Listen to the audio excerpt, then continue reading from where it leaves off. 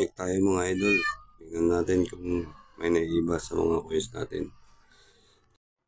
So ayan, sinulansan na natin ng ayos. Ayon sa pagkakasunod. Para madali natin makita ang mga naiiba. Start po tayo sa 20 pesos GC coins. Titingnan po natin yung mga overlapping error. Sa Google po, makikita po natin yan. Makikita po ninyo, type lang po ninyo overlapping coin error NGC 20 pesos. Yan po. Madali po ninyo makikita yan. Hindi ako nagkakamali sa carousel. But makikita po ninyo yan, mga overlap na error po ng NGC. So, ito na po. Titingnan natin kung anong year sa mga to. 2020. Next 2020.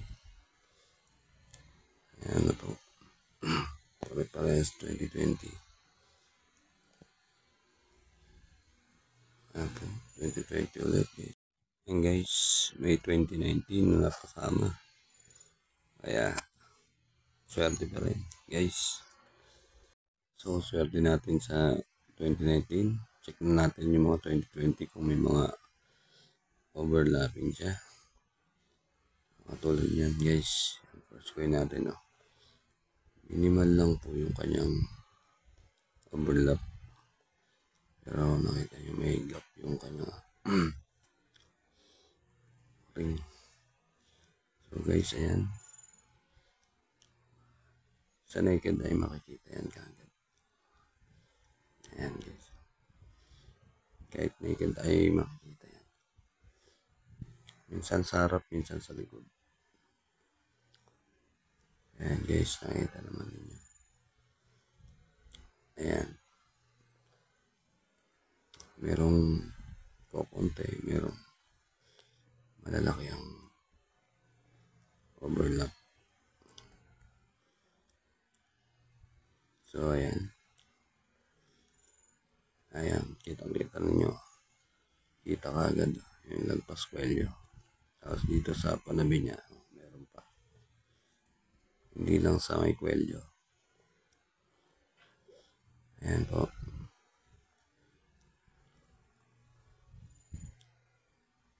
Halos buong paikot overlap. Ayan po yung guys.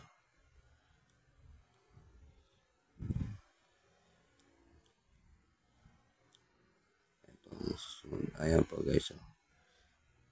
Sabi nung iba, lagpas kwelyo pero coin error po yan, overlapping.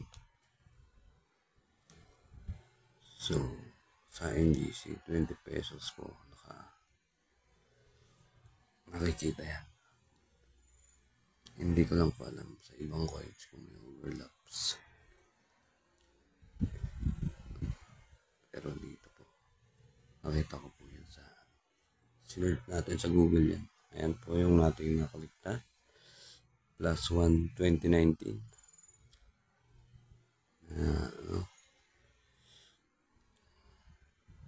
Binerify natin. May konti lang naman.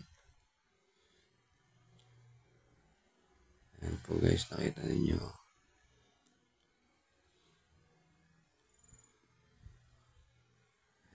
$29 po yan. Napahalo sa ating 2020. So, ayan po. Tapos na po tayo sa 20 pesos NGC coins. Sunod naman po natin yung mga nakaline up.